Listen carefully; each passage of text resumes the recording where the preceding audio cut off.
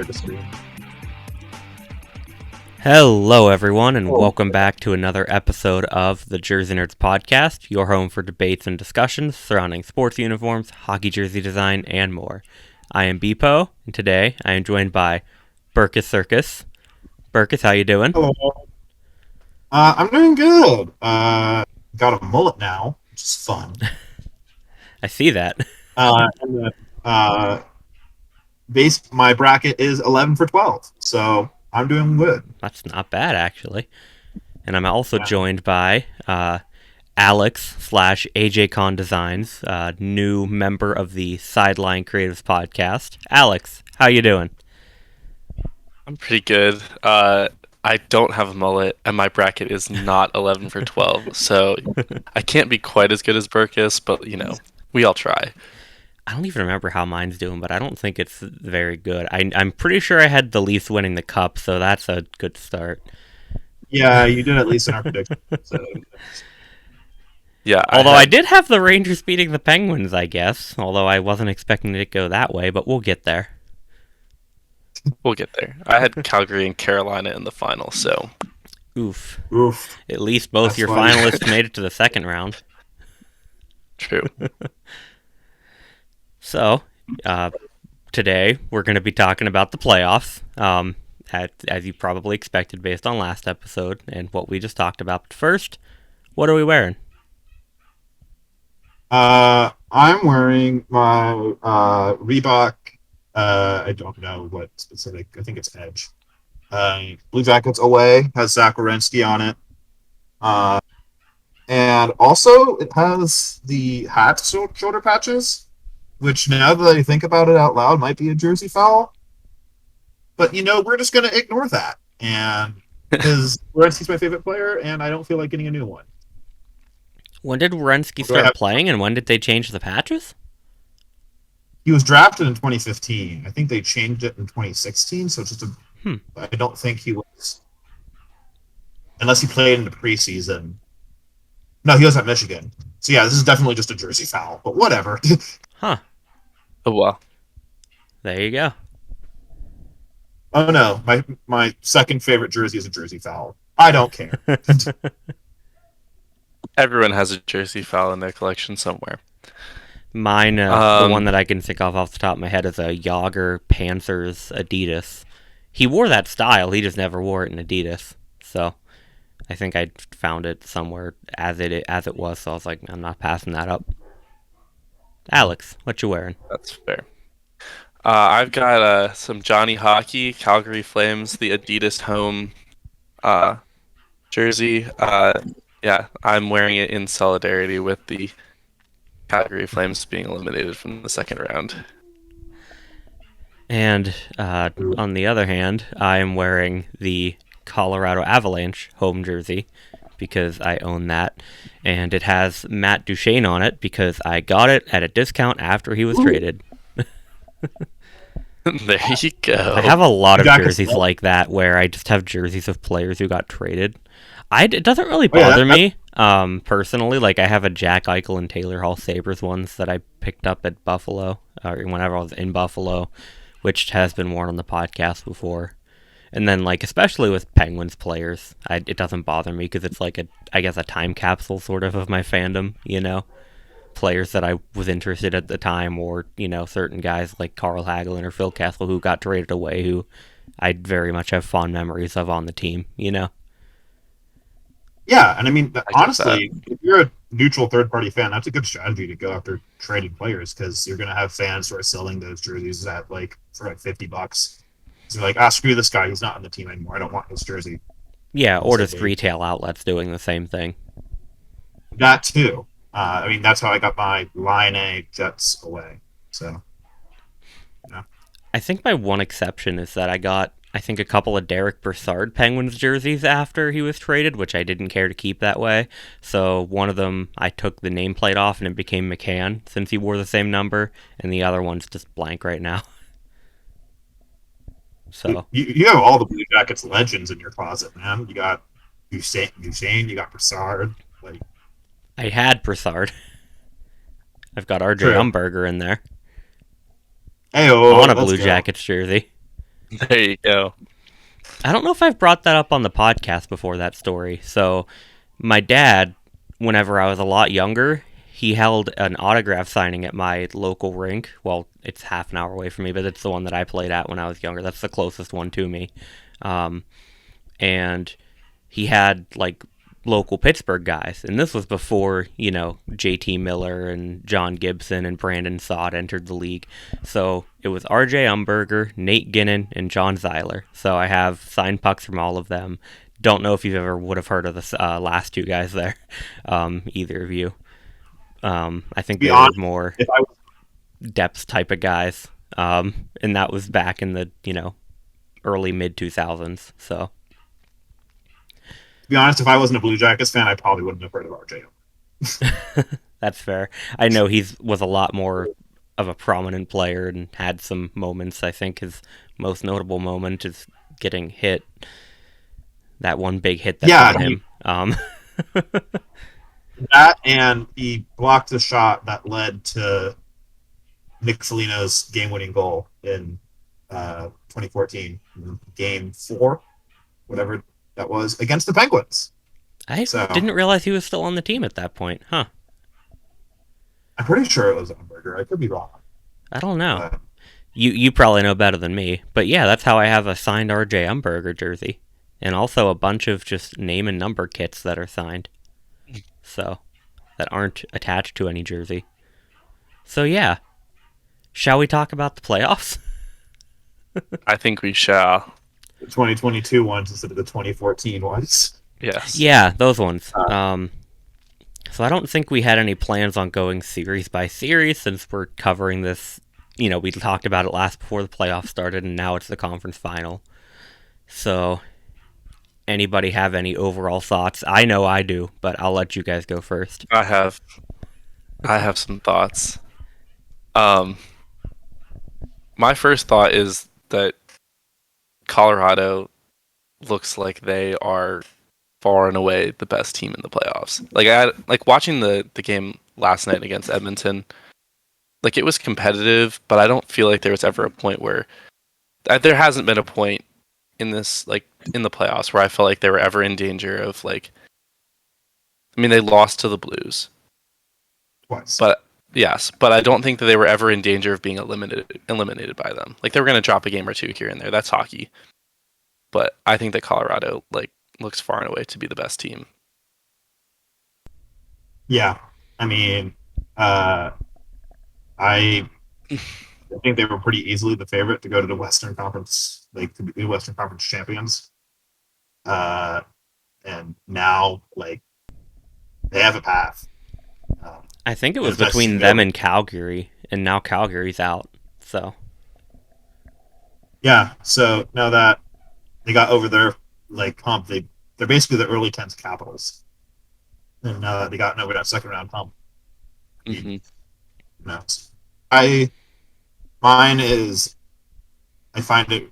I think the first round might have been the best first round we've ever seen. Like, there were 5 game 7s. Not for me. That's insane. Well, or Justin for that matter. Well, yeah, but also as a Blue Jackets fan, that makes it all even more cathartic. So yeah, I don't know if that's the right word, but so yeah.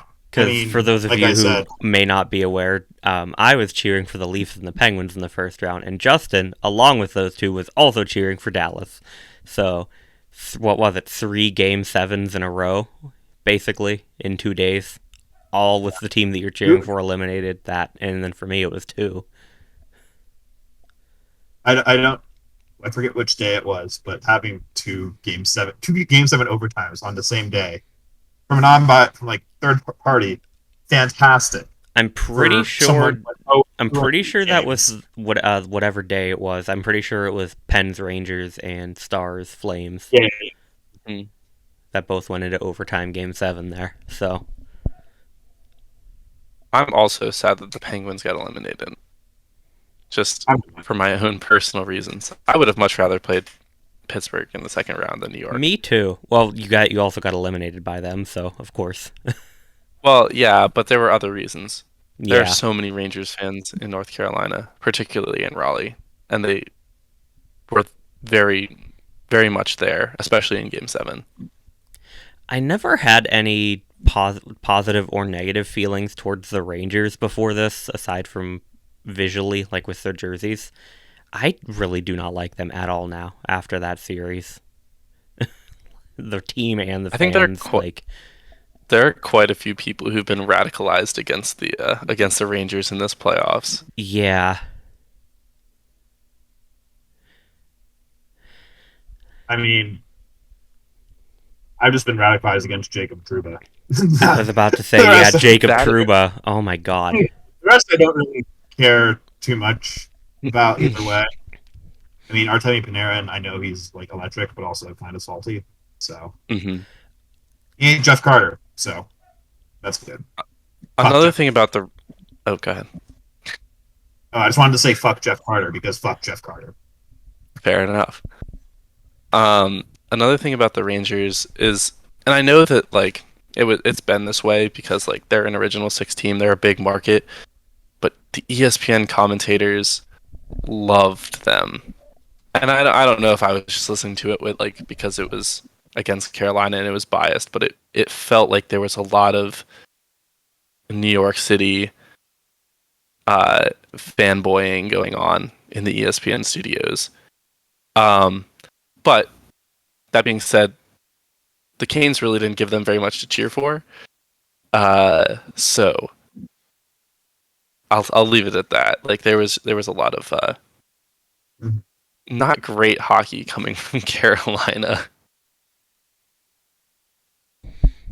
Yeah, I watched the Penguins broadcast through the first round, but I heard that the neutral broadcasts weren't very neutral. But then again, that's also coming from Pens fans, so there's some bias there. But yeah, Jacob Trouba, it's really interesting because I can think of 3 particular things he's done in these playoffs that could be considered dirty hits.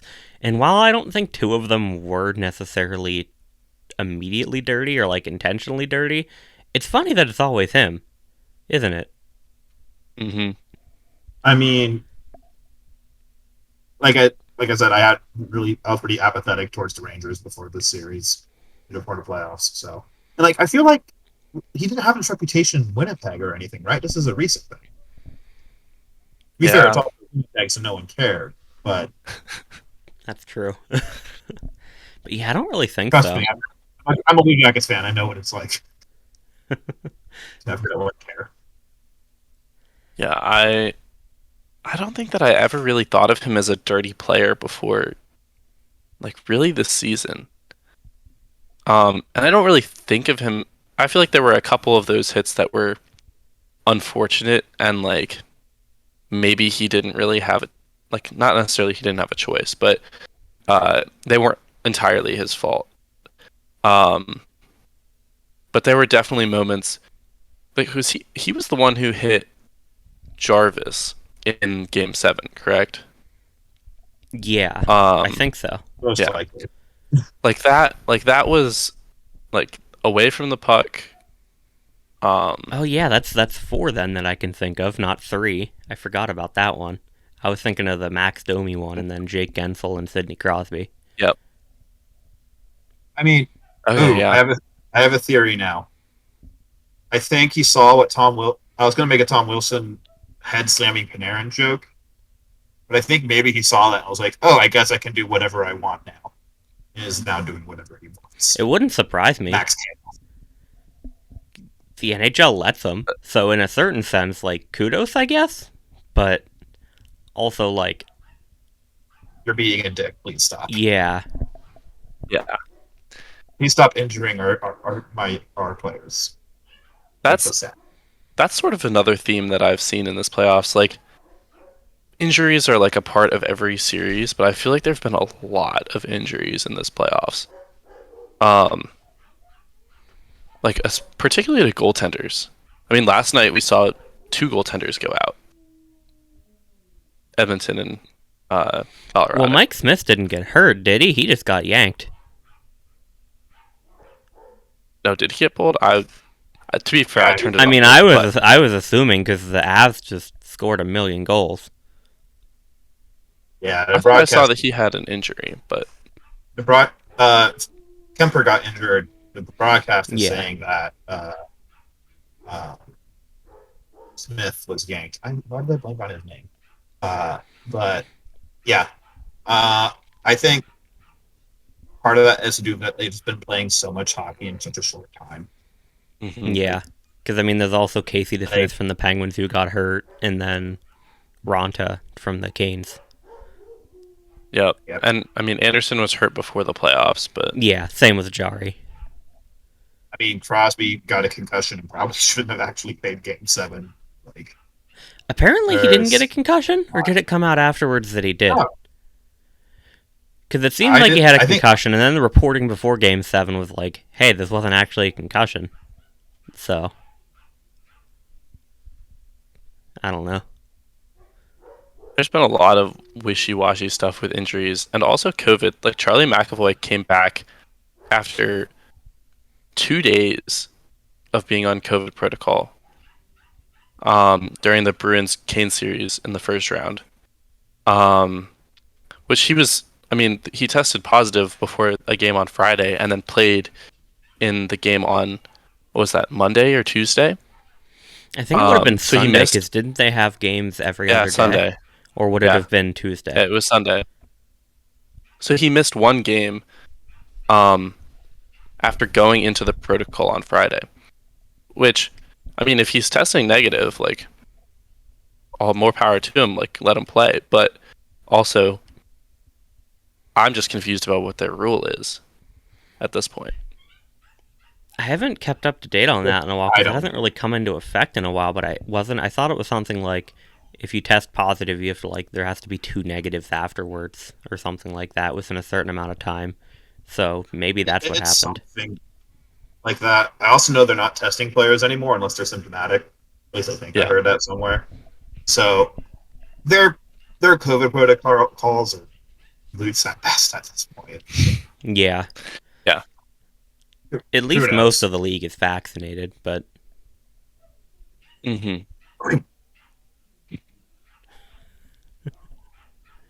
But yeah, that was the other fun thing that happened, was everyone making fun of Tony DeAngelo. Like, I know you're a Canes fan, but it's I made a lot of fun of Tony DeAngelo.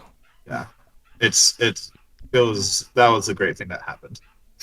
It was the one thing that could have potentially gotten the NHL fandom behind Brad Marchand happened.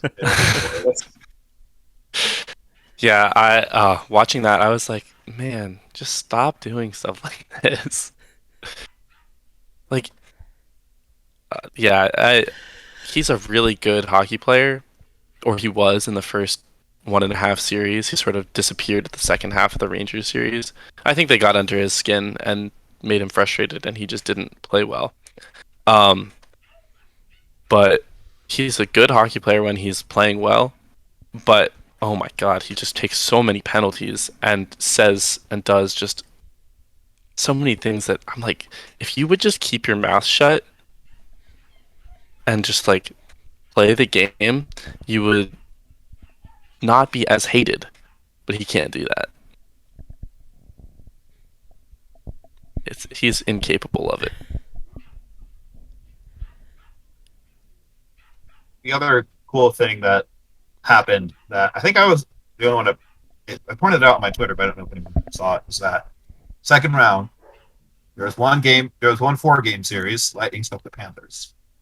1 5-game series, Oilers beat the Flames.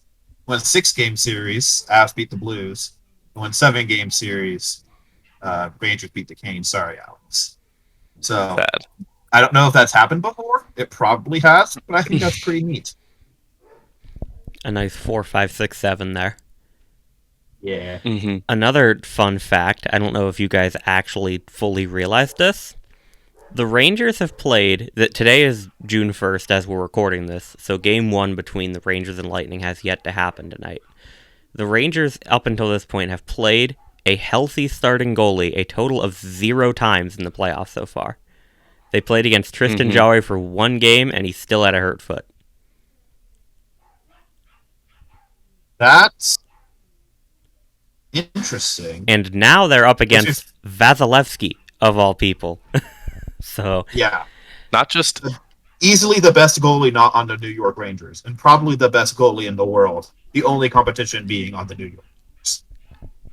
Yeah, looking at that, like they played Ranta for the first 4 games of the series, and then he was hurt for like 1 period, or he got pulled because he gave up 3 goals in like the first period of game 4, and they put in Kochetkov, and then they gave up another like 3 goals, or he gave up another like 3 goals, and then Ranta played game 5 and won, and then played game 6 and lost, and then played part of game 7 and got hurt again. So they were really playing like, Ronta's sort of like a 1B, you could argue, because he and Anderson sort of shared that role throughout the season, but he's definitely not. Didn't I say that, and then you disputed me, and you were like, no, he's a backup? Like in the Discord? Maybe.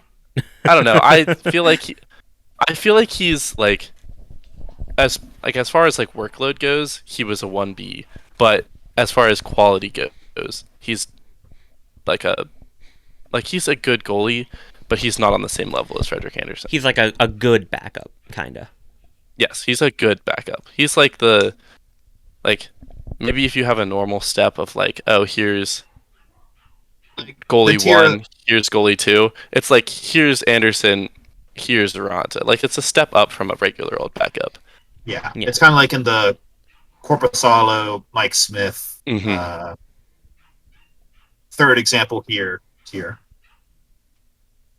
Yes. Yeah, and then for the Penguins, the Rangers played against DeSmith for the first game until the second overtime. Then he got season-ending injury. And then for the rest of the series, they played Louis Domingue, Spicy Pork and Broccoli, up until Game 7, in which Jari came back, but he was still on a broken foot. And despite that, he did really well in that game, as well as you could expect somebody with a broken foot to play. So, the Rangers have proved me wrong a lot already, because, after the first couple games of the Penguins series, I was like, all right, the Penguins are going to take this, and they still should have. I'll get into that. But then I was like, they're going to get their asses kicked by the Hurricanes, and now they're in the conference final. They've proved me wrong a lot, but I feel like they're still for a rude awakening with Vasilevsky here, and just Tampa in general, because they are a horse. Tampa is. Yeah. Vasilevsky is, like same. Burkus said. Yeah, he is not just a starting goaltender, he is the starting goaltender. Like, if you made an all NHL, like if this was back in the 80s and you had I guess he would be on the Soviet team. But if you had to get all NHL team, Andre Vasilevsky is your starting, backup, and third string goalie. Like, it's insane. What is it like? He's letting 1 goal in the past 7 elimination games or something insane like that. Like, Jesus Christ. He is kind of just a menace,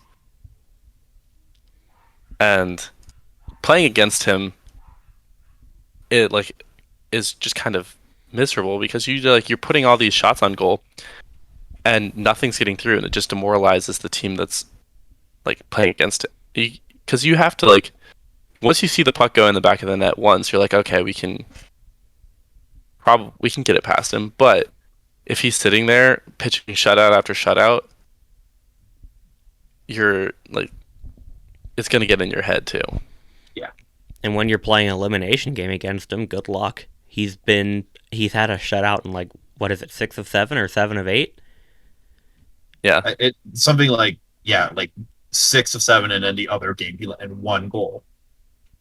Wasn't it 2? A monster. No, that's right. It was 1. It was kind of 2. It should have been 2, or it should have been 1. I'll get into that one as well, because that just depends on if the NHL knows its rules, which leads to. I guess I was gonna. I'll let you 2 anti-Rangers players talk about that. The answer is they do not. Boy. Should I get into my rant now? Yes, I want to hear it. No time like the present. I am of the firm belief that in the Penguins and Rangers series, the reffing affected the games to an insane degree that it should not have. And in my opinion, I think it cost the Penguins the series. Granted, I will disclaim this beforehand. Regardless of all of this, the Penguins should not have melted down. They should not have let up the goals that they did, gave up the leads they did, including a lead in games 5, 6, and 7, and the 3-1 series lead. But I don't think they ever should have been in the position that they were to give this up. And I'm just going to go through, game by game, some of these things that in particular I think have swayed things. So game 1, something happened, but I'm going to skip over that for now and for reasons that I'll get to it later. Game 5, beginning of the game, Jacob Trouba takes a flying elbow at Jake Gensel, and Chris Kreider with a stick infraction. Both are called. Fair play. Not long after that, there was like 14 minutes left in the period, the Penguins broadcast shows 2 more infractions the Rangers took that were completely missed. Ryan Strome got his hands up high on a hit on John Marino, and Sidney Crosby was high stick by Mika Zibanejad right in front of the referee after a faceoff. No call on either of those. Later in the game, Jacob Trouba hits Sidney Crosby, knocks him out of the game, and that changes the Rangers' momentum and lets them come back and win. Now, I don't think that hit was actually malicious, or at least intentionally. I think what happened was that he went for like a poke check or something, his stick got caught into Crosby's skate, and then that kind of pushed his arm upwards, and Crosby fell because he got tripped into his elbow, kind of. And that, is what took Crosby out. That maybe it's not an elbowing and, kicking him out of the game, but that's still 2 minutes for tripping. I think if the Rangers are on that penalty kill, they don't gain the momentum that they do to come back in the game. Game 6, you have, I think it was Ryan Lindgren, boarding Evan Rodriguez, and Rodriguez gets up and retaliates and gets called for it. Same deal, Rangers get a power play, they score, they come back, it gives them the momentum. If that doesn't happen, I don't think they get the momentum. And I think, Rodriguez shouldn't have retaliated there, of course, but I think if they called it properly, it's, offsetting and they don't get a power play from that. Game 7, there's I think more talked about Alexis Lafreniere ripping off Marcus Pettersson's helmet, which directly leads to the Rangers game-tying goal after the Penguins had been shutting them down for pretty much the entire third period of the game. And I've heard the argument as well, like, hey, he should have just put his helmet back on. But I don't necessarily think that's a good idea, because think about it. He gets his helmet ripped off, and then what do you have to do? You have to look around for your helmet, see where it went, skate over to it, grab it. Depending on how tight the chin strap is, you either have to move it out of the way, or just yank it loose, maybe take your gloves off, stick it on your helmet, and then get yourself situated and back into the play. How long that's going to take? It's honestly probably easier to just get off the bench, but it should have been called as interference or something.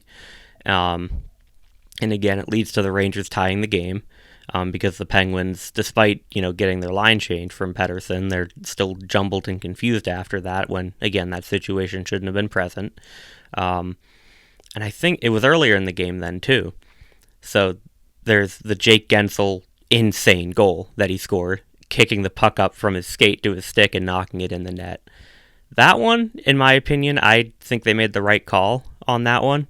It's a 50-50 call to me, at least from the angles that I could see on the broadcast. There wasn't really anything conclusive to overturn it, because for some reason there's no direct angle, from the crossbar, straight over. It's always from an upwards angle or a downwards angle, something where it's harder to see where exactly the puck lies.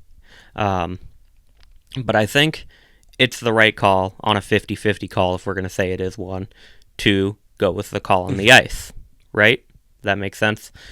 Mm-hmm. So on that note, back to game 1, end of the game, end of the third period, because it went to triple overtime. Kaapo Kakko gets called for goalie interference on a goal and gets it called back. And that, in my opinion, that one's also 50-50.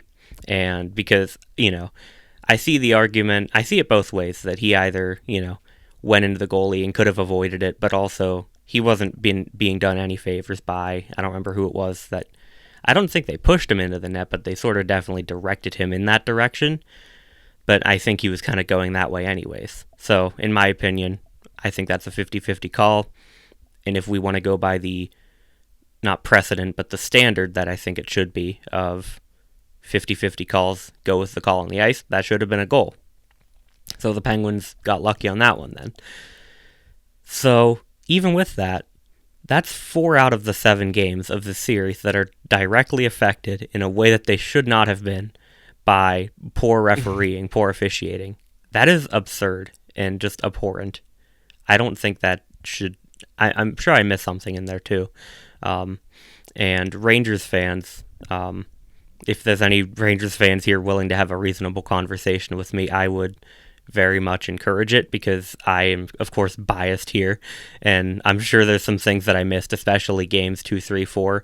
Penguins won 2 of them, so my blinders are probably on a little bit. But I'd be more than willing to have a reasonable conversation, because I would be a little bit more happier if I could just be upset at the Penguins being bad than having to be upset at the refs, which is something that I shouldn't have to be upset about. And man, not to mention the Leafs series, game 5 or game 6, the phantom high stick on the shoulder, and then what was it? Victor Hedman lifted Alex Kerfoot's stick into his own face. That's not a penalty, right? If you high stick somebody's stick into your own face, I didn't think that was supposed to be a penalty, right? Is it? So wait, so he lifted his stick into his face? Victor Hedman lifted Alex Kerfoot's stick, and Kerfoot's stick hit his face. Okay. But Hedman's the one who lifted the stick. I can't remember if that's a penalty by the rulebook. I think by the rulebook, I don't think it is. But also, hockey's a fast sport, so it would be, and I don't think you're allowed to review high sticks unless it's a 4-minute call. I think you can review them in the case of it's like your own teammate's stick, but I wasn't sure about that. So if it's by the rulebook, then never mind that, if that's a penalty by the rulebook. I don't think it should be necessarily, but I don't know either. I don't know. But either way, there's the phantom one that was on the shoulder. And then game 7, with the Leafs and Lightning, you have the Lightning scoring their first goal while a Leafs player is being sat on by a Tampa player in Tampa's defensive zone, and they streak down the ice and score. It sure would suck if someone scored a deciding goal in the playoffs while someone else was injured or otherwise debilitated from the play. Yeah, and I'm still salted about Sacramento in 2017. I was going to get to the point of then you have John Tavares' goal being called back because Justin Hall stood. And personally, that's just a terrible call for a Game 7. Because what is that? It's Game 7 of the playoffs. Should it be a call? Maybe. But if you're going to call it evenly, either both of those goals stand or neither of them do. So that, assuming nothing else changes, it should be 1-1 after the third period. So watching Pens Game 5, Leafs Game 6, Pens Game 6, Leafs Game 7, and Pens Game 7 on back-to-back-to-back-to-back-to-back nights, I have never been more like, fuck this league, I don't want to watch it anymore. Because that was so frustrating on 5 back-to-back nights, all of that terrible refereeing. So that's my thoughts on that. Even if the bias is taken out of it, I think the reffing directly affected 4 of the 7 games of that Penguins series, and that should not ever happen in that way. Of course, the reffing's going to affect the outcome if they call the right stuff, but yeah, it should never affect it like this from calling the wrong things. Yeah, there were a couple things in the Canes Bruins series that I saw like at the very beginning. I was at game 1, and there was I think it was my watch is trying to talk to me. No, I think that it was the third period. It was the second or the third period, and Ronta was like in goal, and the Bruins, there was like a scrum around the net, and the Bruins like used their stick to like push his pad back into the goal, and they reviewed it and called it a good goal. They said there was no goaltender interference. And then in game 4, essentially the same thing happened on the flip side. I think it was Swayman in net, and the Canes had the puck, and they like were shoving it back against his pad, and it like slipped back into the goal. They reviewed it. They called it a goal on the ice. They reviewed it and said it was no goal because of goaltender interference. And so that's 2 goals that are the same play, essentially, that they just flipped the ruling on in the same series, like 3 games apart, which I don't understand how you can have that short of a memory as a referee, particularly when you have Toronto in your ear when you're reviewing. Like, if it were just the referees on the ice and they were like, okay, this is what we're seeing, like, we don't have a good camera angle, but when it's Toronto and they have every single camera angle available to man, and they have the rule book sitting in front of them, and they're like, okay, this is what goaltender interference says. I don't understand how you can make that call both ways. And to be fair, it didn't end up mattering in terms of the series, but I think that all in all, like, that has to get cleaned up. But the most egregious refereeing, I think that we can maybe all agree, came Game 5 of Edmonton-Calgary. Blake Coleman kicking the puck. I was going to bring that into up, the net. Yeah. I think, because it says in the rules that like moving or like preventing yourself from falling does not count as kicking, which he's falling into the net. It hits his puck, hits his skate, gets redirected into the goal. I see that as a good goal. And it was going in anyway. Yes, it was going in anyways. Okay, fine. I understand, like, if it's going off 10 feet to the left and then he trips and it goes in. But it's already heading towards the net. The only Oiler within enough range to stop it is currently on his ass sliding at 10 20 miles per hour.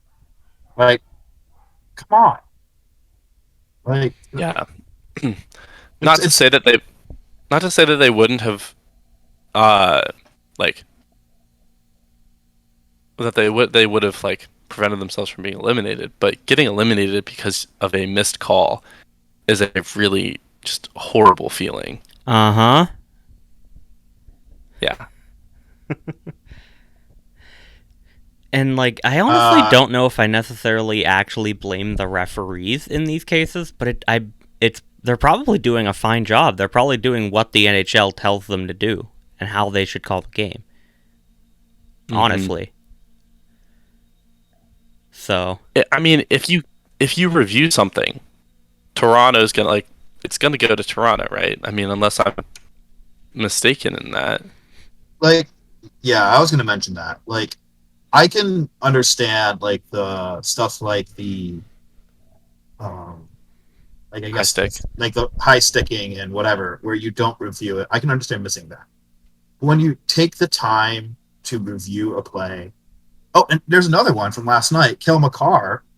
I forget if he was one offsides or the one who scored, but dude's offside by 4 feet. Like, see, that was a weird one because I'm pretty sure the explanation was basically that he touched the puck outside of the zone and then touched it again after the player got onside. Which, if that's how the rule it's a weird. That was the explanation. It's really weird. Yeah, I don't know how I feel about that one. Also, then like half of the review, like offside reviews from the past 2 years should have been goals. Like, how many of those are the puck? Is the puck actually physically on the dude's stick? Like it's just like those ones where you, it's the game's going fast and you miss it in real time. I get that. There's only 4 refs on the ice. There's 12 guys if you include the goalies. If we're going to ref with human refs, you have to account for human error, and you have to have some leeway for that, and I'm fine with that. Yes, but if you take the time to review a call, you are now taking out the human error element, and you need to get it right all the time. And, like... At least 99%. Like, this is... It's getting insane. Like... There's, like, no consistency on anything. Yeah. And when you have, like, every single camera angle, like, being at the game, there's so many camera angles that you don't even get to watch on TV. Like, there's 4 blue line cameras. There's the goal cameras. There's 2 cameras behind each goal looking out onto the rink. There's, like, the TV cameras, which there are 6 of. Plus just like in arena cameras. Like you're gonna be able to. Some of the broadcasts now have a ref cam too. Yeah, like you're gonna be able to see like what happened, and especially if you're gonna review it, and especially if it's gonna go to Toronto, you have to get it right. Yeah. And at this point, it's like, are they getting it right because they don't know their rules? Or are they getting it wrong because they don't know their rules? Or are they getting it wrong on purpose? Which I don't want to say that they're doing it on purpose, because I feel like that's not necessarily fair. I mean, I think they probably are, but again, I think the refs are doing probably a fine job. They're probably doing exactly what the NHL is telling them to do, which is the problem. But also, I don't know what's worse, is if they're like getting it slightly wrong, or if they just don't know the actual rules to their sport. Like, yes, if you don't know the rules to your sport, that's like, it's less dummy than fixing the massive air quotes games, but like it's just kind of, it's equally sad. Like you invent, not, well, you didn't invent this, but you invented the specific rules. You crafted like all the decisions, and to not know what to do in certain scenarios is like, my guy, like, get better. My brother in Christ, you wrote the rule book. Yeah. Like, how do you not know this? Yeah. And to be clear, just a clarification on my part. The Canes did not lose this series against the Rangers because of bad refereeing. They were 10 for 98 on their last 90, or 10 for 99 on the last power plays. Well, like going back through May. Which is abysmal. So they had plenty of opportunities on the power play. They just couldn't capitalize. And then their penalty kill, which was like 80-something% during the regular season, 83, 88% during the regular season, evaporated against the Rangers. So the refereeing was not the problem in the Canes-Rangers series. There probably were a few missed calls here and there, but all in all, it was the Hurricanes' fault. And I'll clarify again, even though I do think it was kind of the ref's fault in the Penguins' case, they still, despite all of what happened, should not have given up the leads that they did, in the games and the series. They should have just played better. So it was very winnable regardless. And also, not to discredit the Rangers too, but just the luck that they had against the Penguins, having a, third-string goalie playing, because Jarry was injured to begin with, and DeSmith's injury was nothing malicious or anything like that, not a missed call, it was just a freak injury. And then Raquel getting injured, that's right, that was I guess kind of a missed call. It was called, but not, anything worse than 2 minutes. And then Crosby getting injured, and at least this one's just anecdotal. I could be totally off base, but I feel like the Rangers had a ton of puck luck in that series that the Penguins didn't. But again, they're in the conference finals now, so they've proved me wrong more than I was expecting. So, it takes credit more than to them puck too. luck to win 8 games. Yeah, exactly. Like, credit to them too.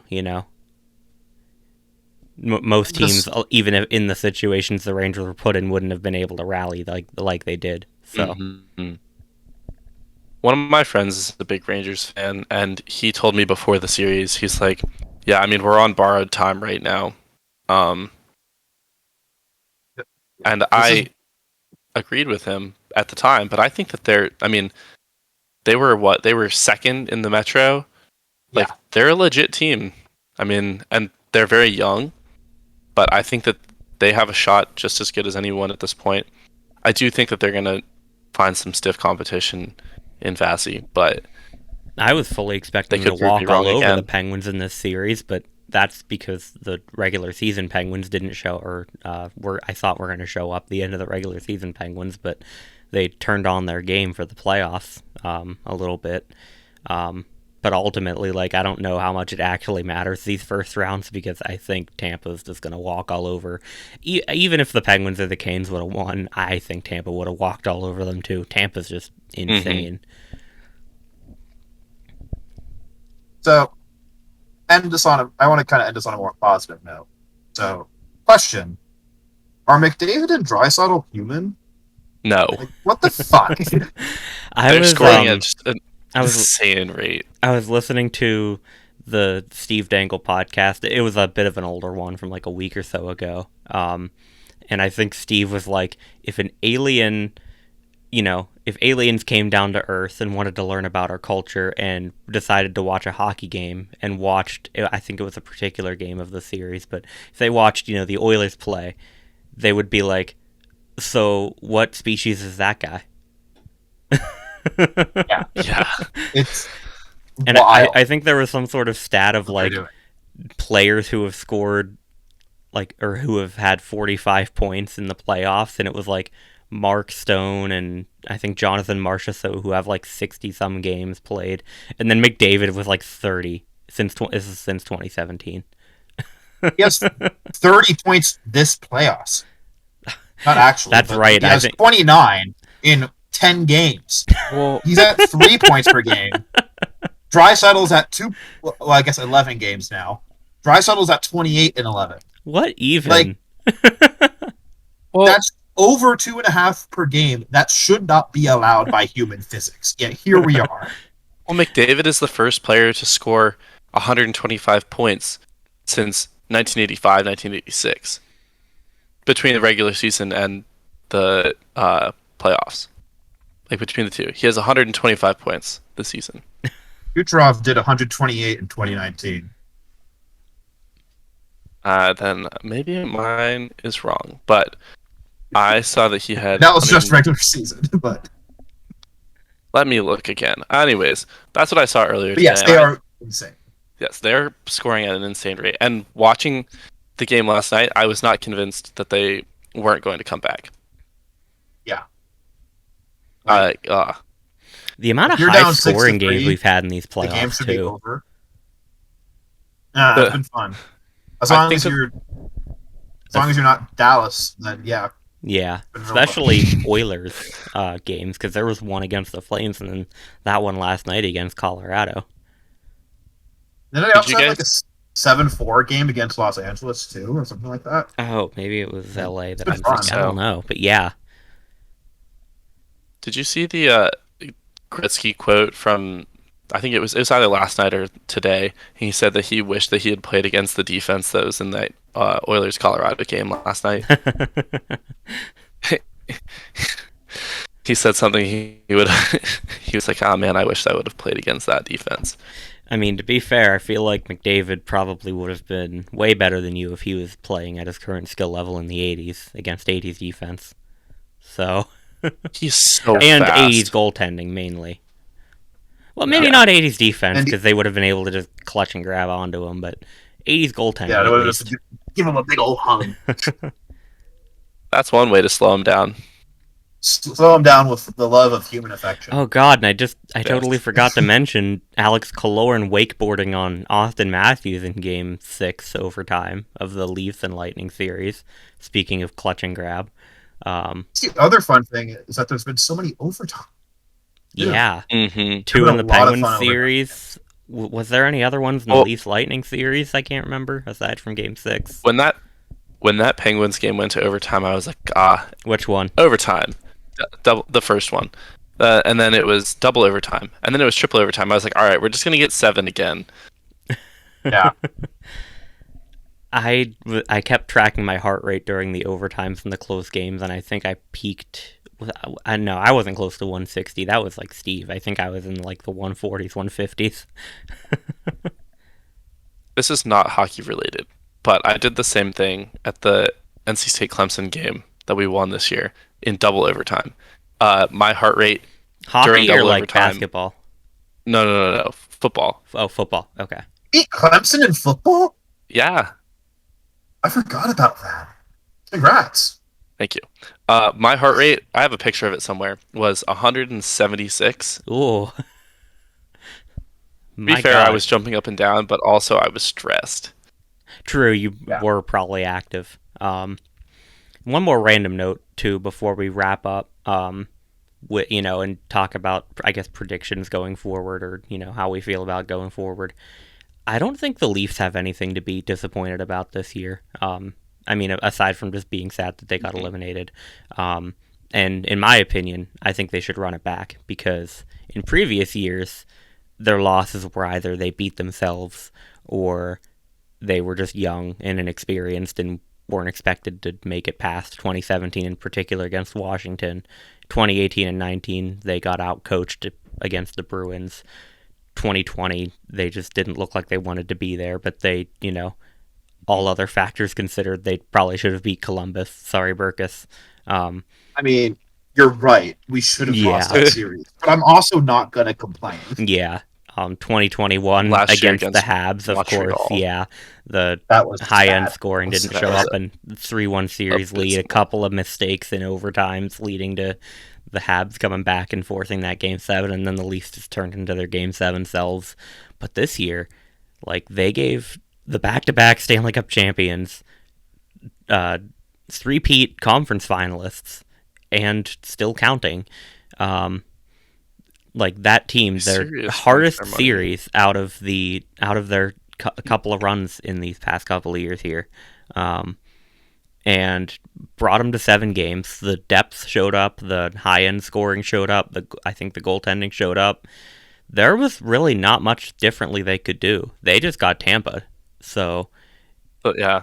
I think it was Steve Dangle too saying, if you flip last year and this year, so the close loss to someone like Tampa comes last year, then the meltdown comes this year, you blow that team up. But in this order, it shows growth, it shows change, it shows, that there's actual potential going forward. So, in my opinion, you run it back as much as you can.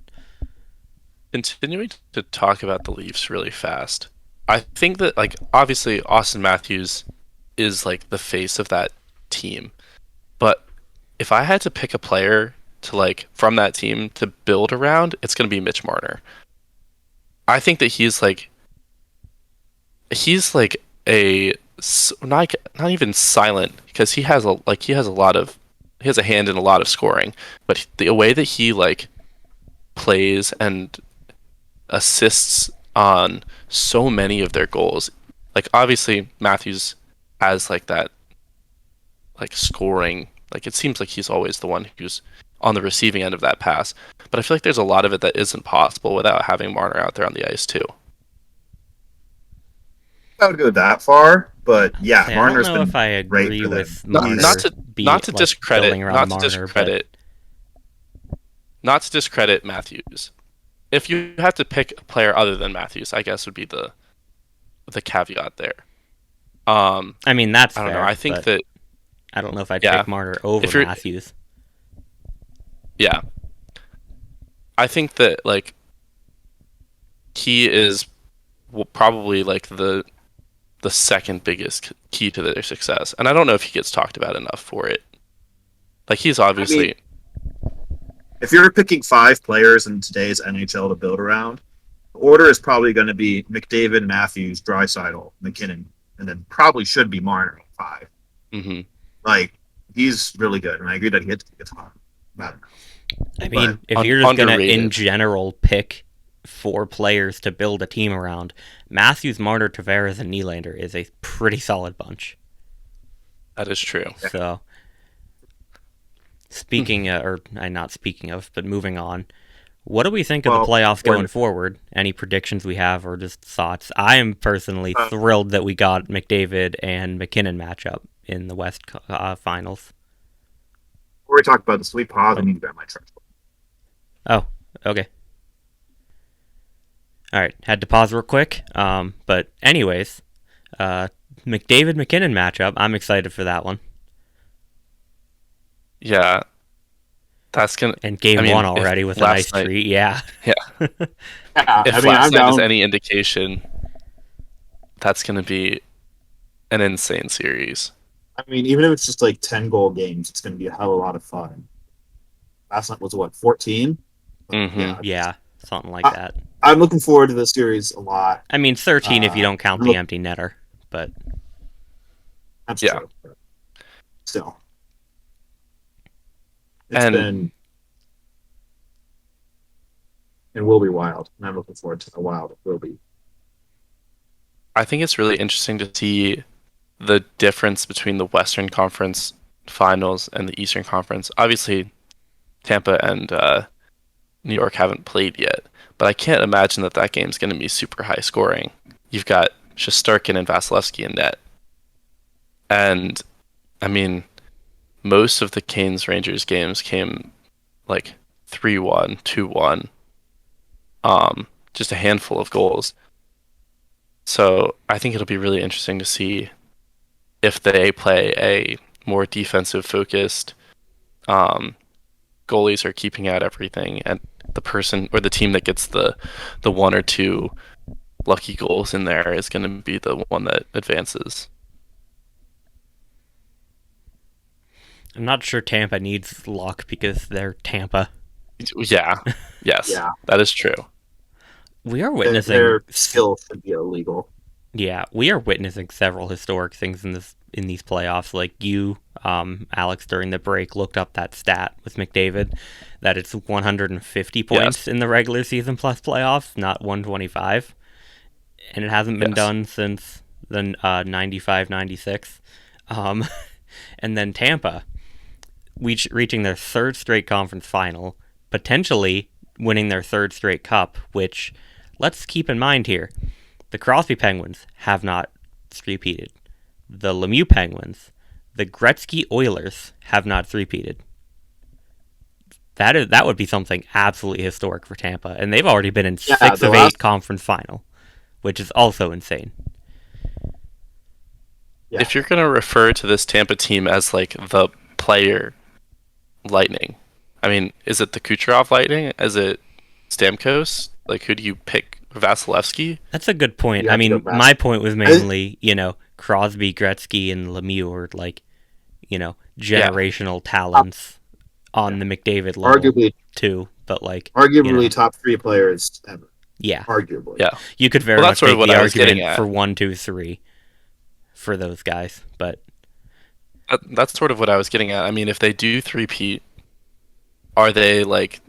Is this like the greatest era of a single franchise ever? I mean, I don't know. Can you say that after three Stanley Cups in a row? It's almost tough. Obviously, we're getting ahead of ourselves. I don't know, because it might be the longest series of legitimate contention. But like there's some teams like the 80s Islanders who have 4-peated, right? They did 4 in a row, right?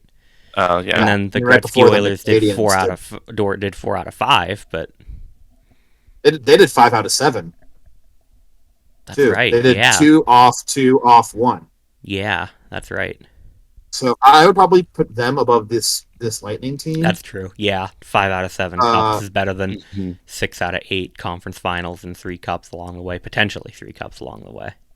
But yeah, like still, I think that recency bias. Easily the best team of the cap, like by far.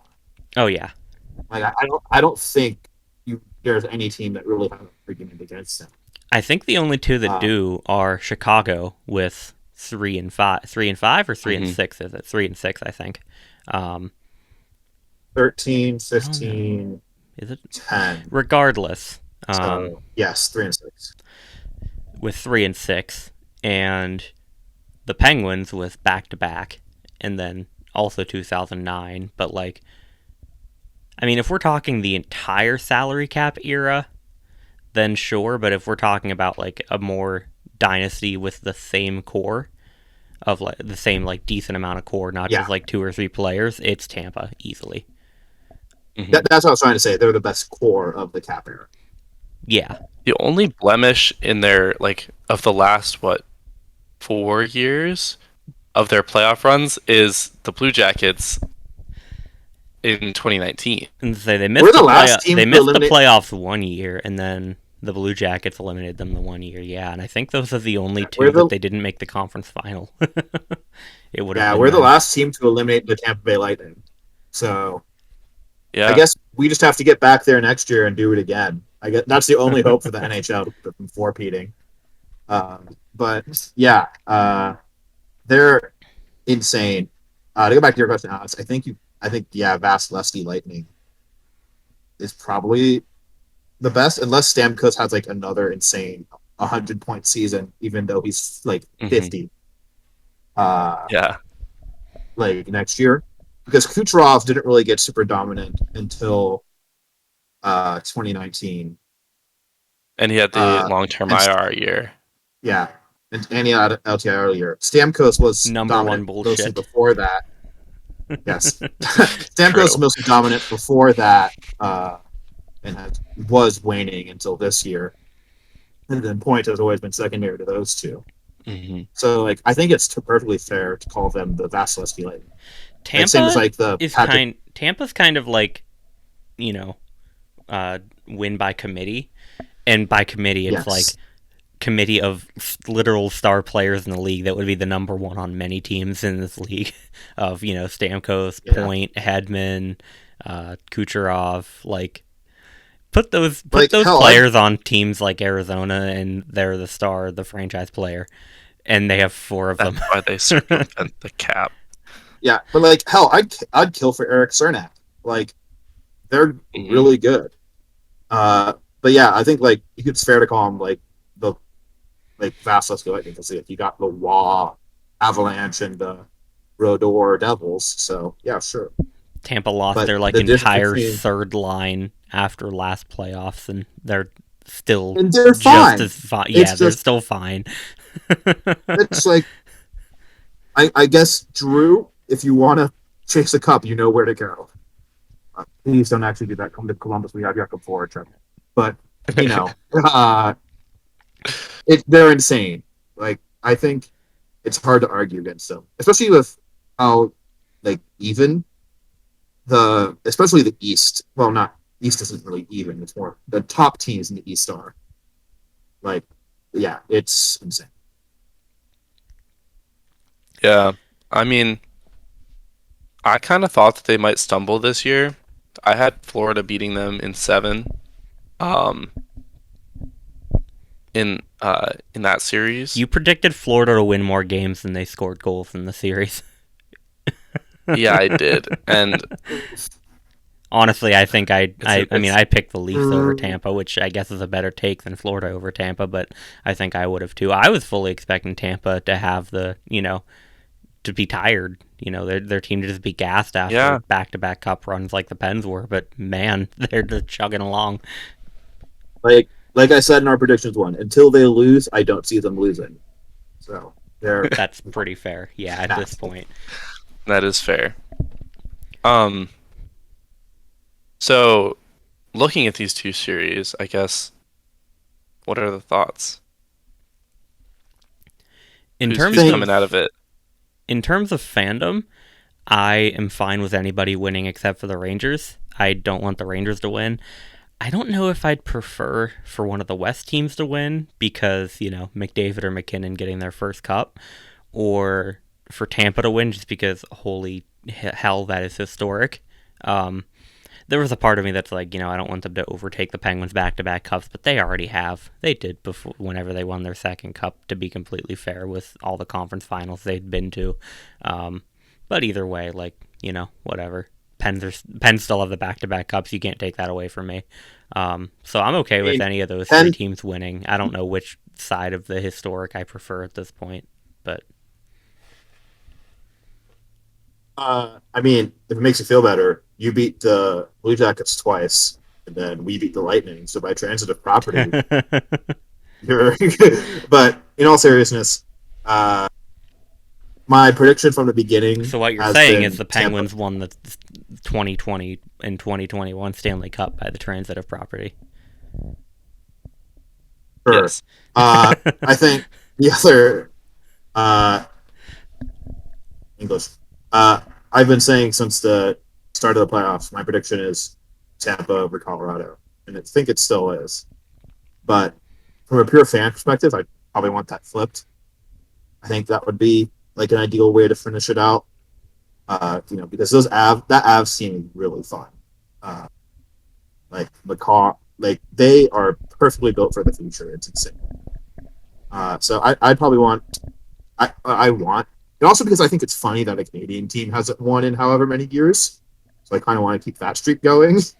But the Avs over Lightning will probably be my ideal, but I think it's going to be like. Yeah, I think it's hard to be disappointed by what. Yeah, the only team that I don't want to win is the Rangers, like you said. But as far as like my thought process goes on who I think is gonna win, I would love to see Colorado win. I feel like getting McKinnon a cup would be just an incredible watching that series would be awesome. But as far as like my brain, I think that I don't think I can bet against Tampa. And I might be jinxing them now. They might get swept by New York and make me sad, but I just don't see anyone, with the exception of Colorado, really like challenging them. I don't know. I think that that series, Edmonton versus Tampa, would be interesting, but I don't think that Edmonton could pull that out. I'm gonna predict it'd be the best offense. Go ahead. It'd be the best offense versus the best goalie. I'm gonna predict Colorado over Tampa, because again, aside from Toronto in round one, which I don't know if I would have expected to the degree it was in round one, but like if there's two teams that could top Tampa, it's Toronto because they were really close, and Colorado because at that point it's just going to be an unstoppable force meeting an immovable object. So yeah, I think if the Oilers make it past the Avalanche, Tampa's probably going to walk all over them. That's assuming they get past the Rangers, which I have to assume they will. But again, the Rangers have proved me wrong a lot these playoffs, so who knows truly. But... You know what they say? You know what they say about assuming? It makes an ass out of you and me. That is true. And considering that my entire playoff bracket was an assumption, made an ass out of me. But yeah, I'm gonna say Tampa makes the final, and then I'm gonna say Colorado does, and I'm gonna put Colorado over Tampa. But again, I won't really be upset with anybody winning unless it's the Rangers, and even then, I'll probably get over it. It's not like it could be the Flyers. It could be the Capitals. I wasn't that upset about the Capitals winning, aside from the fact that they eliminated the Penguins. Like, I don't dislike the Capitals, I think, as much as some Pens fans do. Like, Tom Wilson, I didn't like that he won the cup, but aside from that, I was not that upset about it. Like, I was glad to see Ovechkin get his cup, at least, I'm anti-Washington. Except for their some of their Winter Classic jersey. Or is it Stadium? Yeah, Winter Classic. That one's nice. Anyways. I am anti-Capitals, pro OV. Yeah, that's fair. But yeah, it's fine. So sometimes in the National Hockey League. Burkus, Tampa, me, Tampa. I don't know where you guys are on your screen, so I'm just pointing to where you are on my screen. And then Bpoe. Say at least on the official screen, Alex you just pointed and Burkus. So for me, Brennan and Alex. Okay, for you, Burkus, it's just flipped around, but yeah. And mine is the official feed because place. I am the recording, so. There you go. Okay, well, I was just trying to keep everyone's pick straight. Just literally recording a podcast. Just recording a podcast. How about you? Just spoke in the past tense. How about you? Just making a playoff prediction. How about you? Just complaining about, listening to you guys complain about reffing. How about you? Just segueing to the next topic. How about you? So wow, what a great segue into the next topic. Speaking of, that's gonna wrap up the playoff predictions. We have some MLB City connectors to talk about, but we're gonna save that for next podcast. We've got the Rockies and the Royals that have come out, and the Angels that have leaked and may potentially be unveiled by next podcast. We don't know. But a quick announcement to make.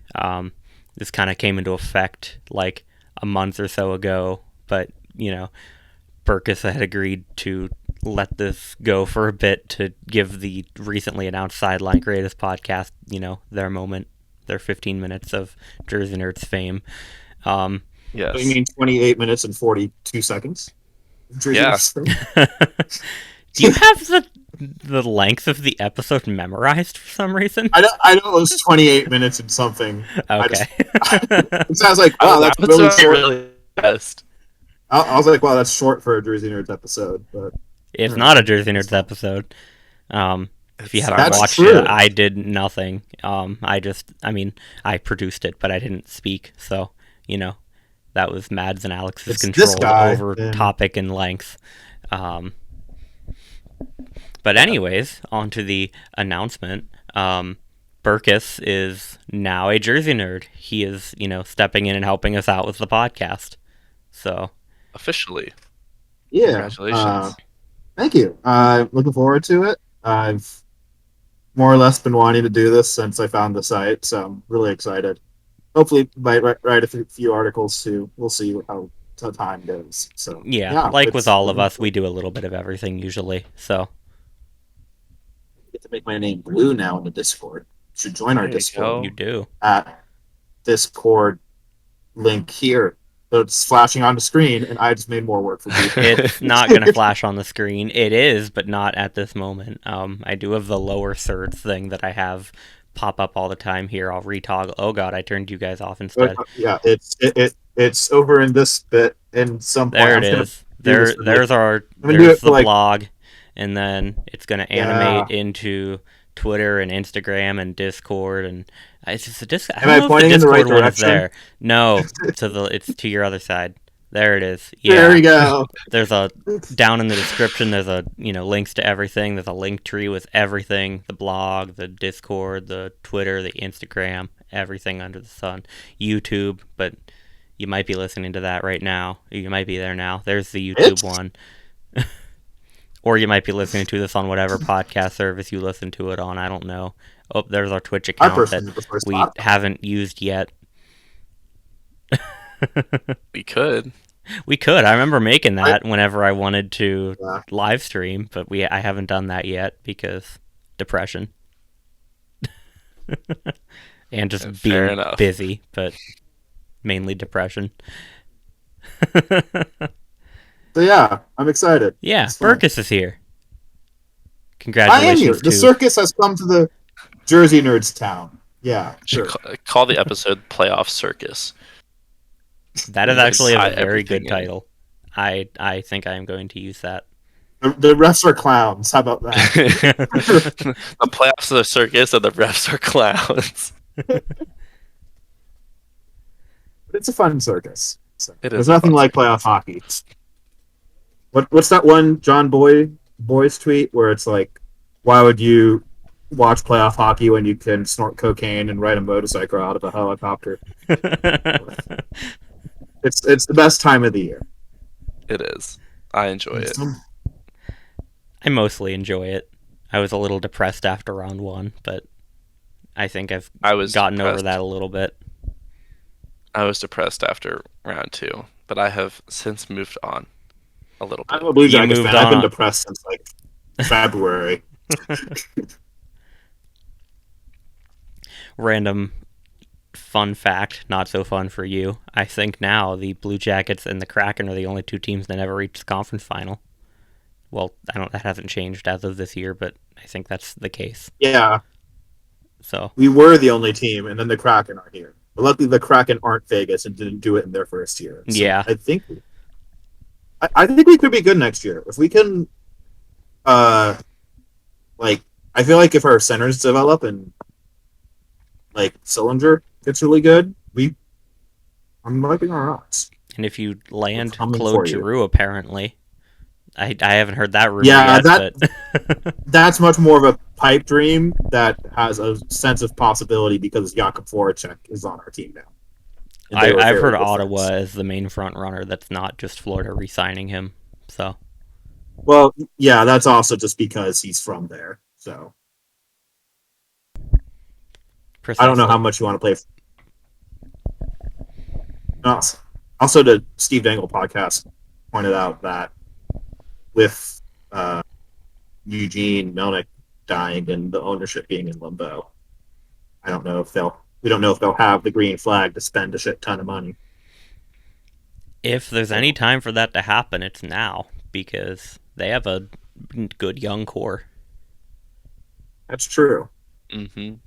Or do you wait a couple years for the Pens and Caps and Bruins to fall off? It's a big They're kind of already I don't know there. if you're gonna have to. I don't know if you're gonna have to wait very long. I mean, like, even if the Pens and the Caps still make the playoffs, save for some decent luck or shake-ups or something like that, I don't know how much damage they're doing in the playoffs. I think the Pens have some potential, but like it really just depends on. I mean, this offseason we still don't have Russ, or we still don't have Malkin Letang re-signed. Raquel is leaving. Rodriguez, or Raquel is a free agent. I mean, Rodriguez. What's his name? Heinen. We have a bunch of free agents, so who knows what's going to happen to the Pens. The future is uncertain, but hockey is fun. Rust was re-signed, yes. So that's good, but that's a topic for another time, if at all. So, yeah. You can talk about that with Justin. Yeah, we'll have to do that eventually.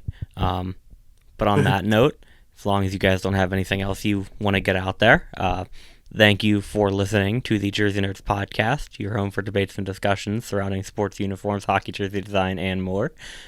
As we'd mentioned a bit ago, down in the description, there's everything that you need to access our socials or YouTube or whatever, join our Discord, that, and yeah. Fuck Jeff Carter. Podcast. Just ending a podcast. How about you? The Jersey Nerds podcast is a production of Jersey Nerds Media.